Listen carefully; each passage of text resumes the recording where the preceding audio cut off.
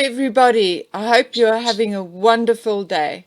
Things are starting to heat up this side, but only for another few days, and then the exams will be all over and we can carry on as per normal.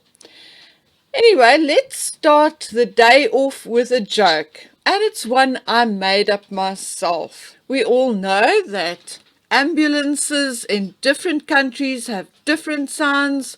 Some of them go hee-haw, others go weep, weep, weep. So what does Meghan Markle's ambulance sound like? Pap walk, pap walk, pap walk.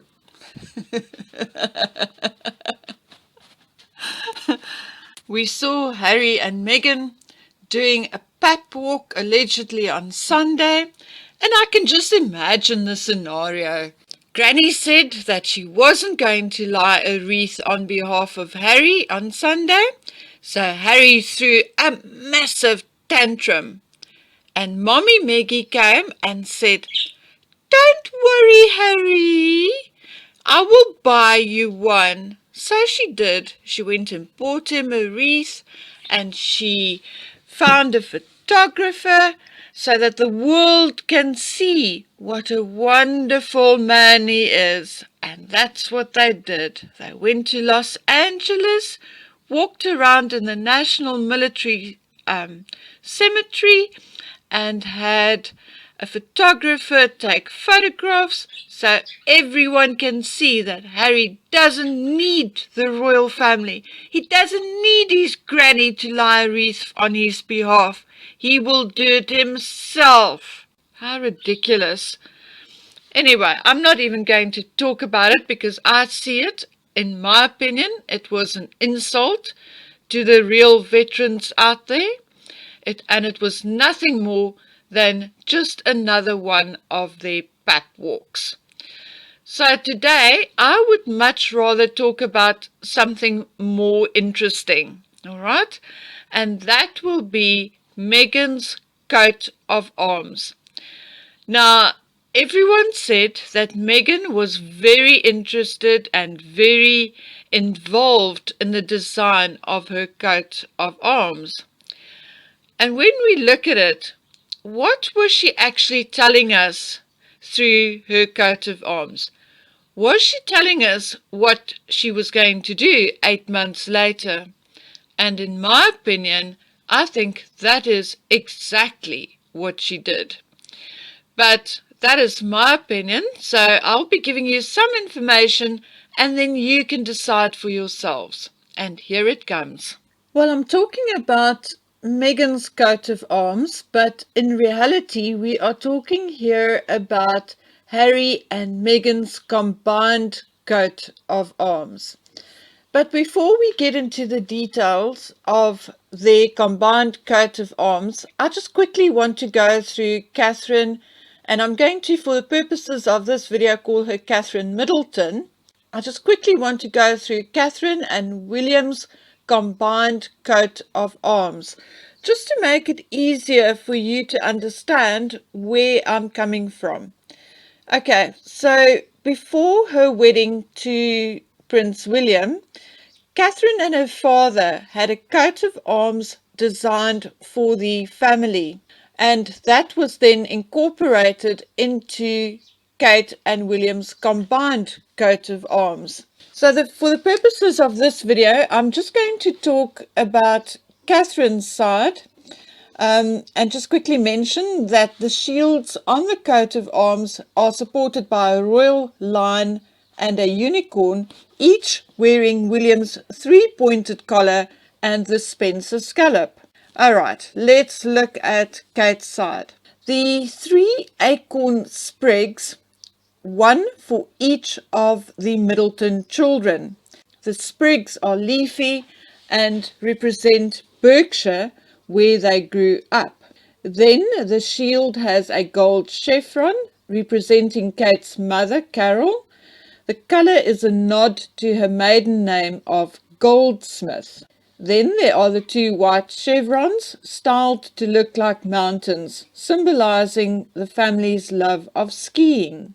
and the background colours of red and blue to match William's shield. So very easy and simple to explain, don't you think? And what we get from this is that right from day one, Catherine's coat of arms and what she brought to the table was all about family. She brought her family into the royal fold via her coat of arms. And for that, we love and respect her. Right from day one, we can see that she intended supporting her husband, Prince William, and that she understood very well what her role in the future would be, namely that of a future queen, in support of her husband, the king, or the future king.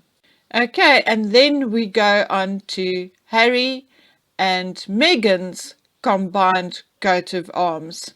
Okay, the first thing that is very obvious when we look at Harry and Meghan's combined coat of arms is that there is only one shield.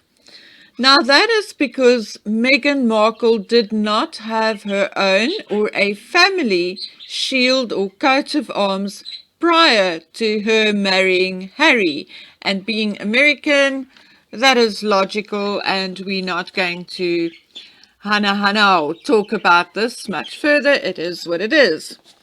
So let's start at the bottom of the coat of arms. Now beneath the shield are golden poppies, which are California's state flower, and wintersweet, an ornamental Chinese shrub which grows at Kensington Palace. Now already I find this very, very odd, because she is representing California with the golden poppies.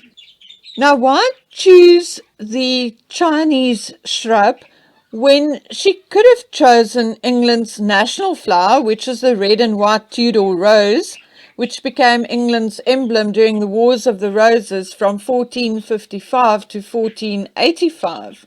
And she had other choices, the Scottish national flower or the national flower of Wales. So why choose the Chinese shrub, regardless of whether there are some growing in Kensington Palace's garden?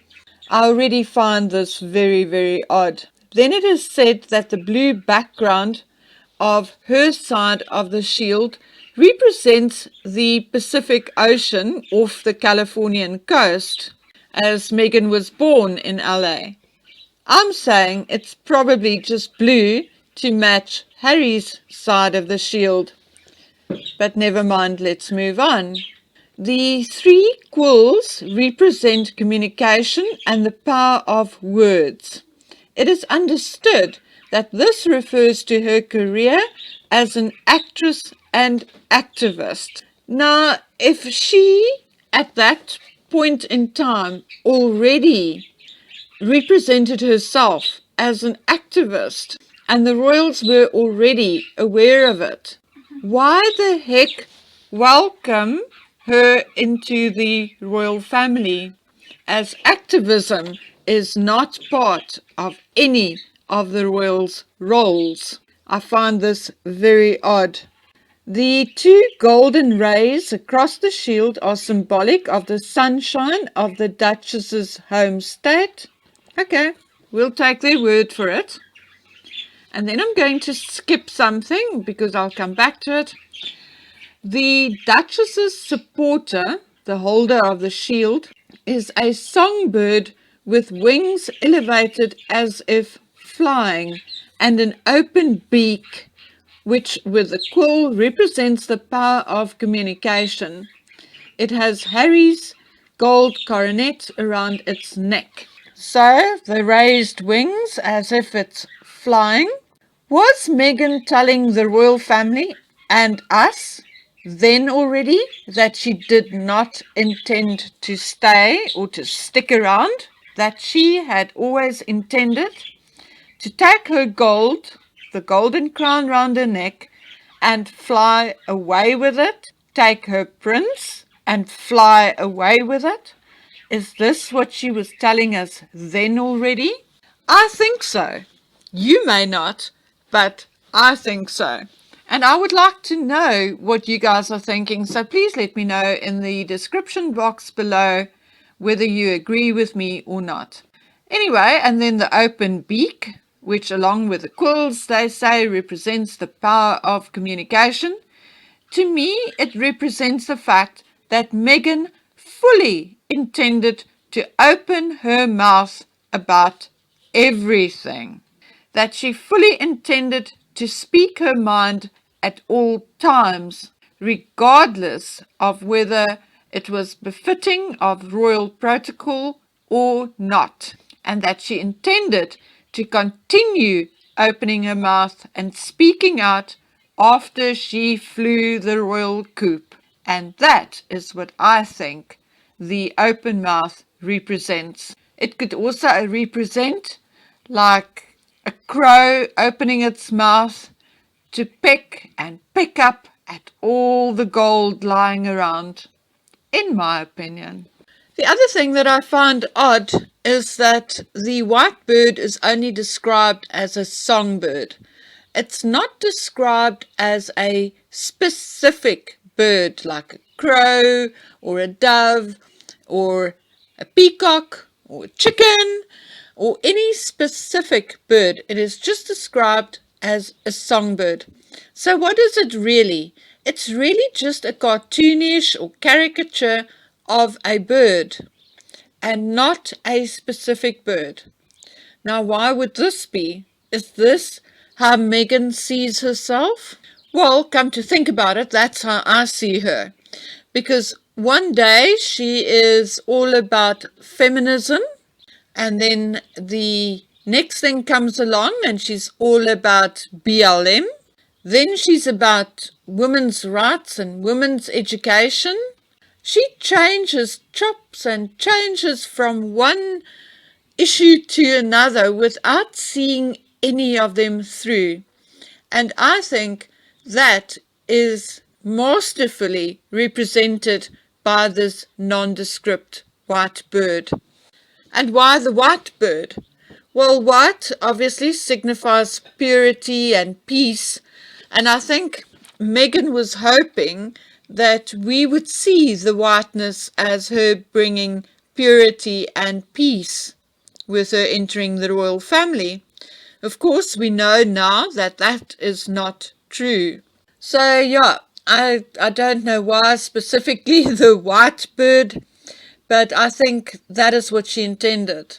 Unfortunately, we were all too clever and too awake, and we realized that there was nothing pure and innocent, demure, or peaceful about Meghan Markle.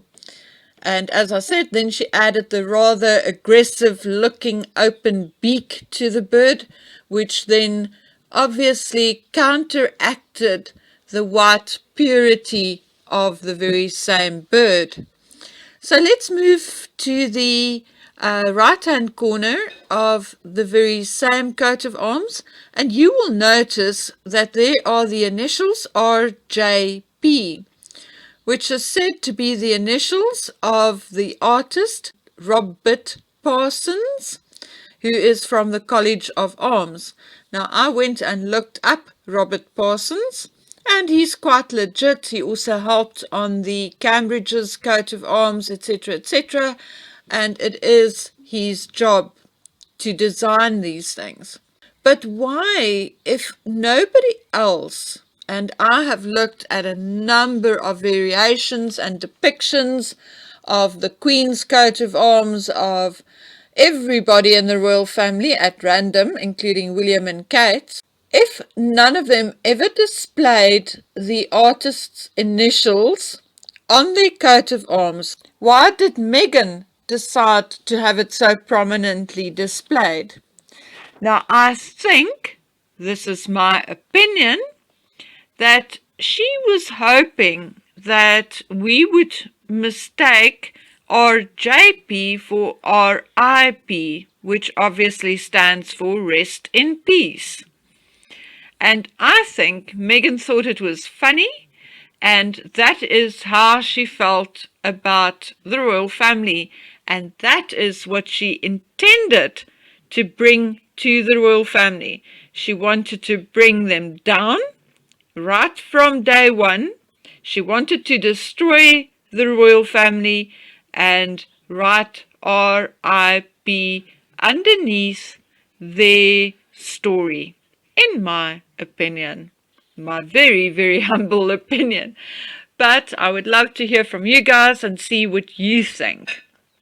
Now, I just want to mention that it was indeed one of my subscribers who suggested I look into this coat of arms. And she also wrote a very interesting email containing some additional information on the various symbols in the coat of arms. But unfortunately, somehow I managed to lose that email. So please, please, please, if you are listening, please resend your email, because even if I just put some of the information in the comment section or add it in another video, I would love to do that. I really feel like an idiot for not making a copy and saving it elsewhere. Anyway, so this is part of my take on Harry and Meghan's combined coat of arms. It's also obvious that Meghan brought nothing of her own family into this coat of arms. Yes, she represented California, but that's it. When it came to her own blood family, there is absolutely nothing to represent them. So I also think that right from the beginning, she intended to exclude both sides of her family from the royal family, from her life within the royal family, and from her life after the royal family, but as a remaining duchess, she fully intended to exclude them. And when one looks at this coat of arms, that is abundantly clear. All right, so that concludes my take on Harry and Meghan's combined coat of arms, and I'll be back soon with some of the other videos that I've been working on and which hopefully I will get to complete within the next few days between exams and other things, and I'll bring you those as soon as I can. Thank you again, and thank you so much for your continued support, your comments, your email, and those of you who have made donations. I really, truly appreciate it.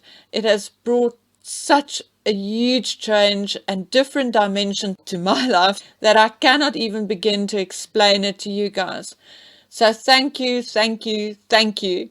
And until I see you on the next one, from me, it is bye.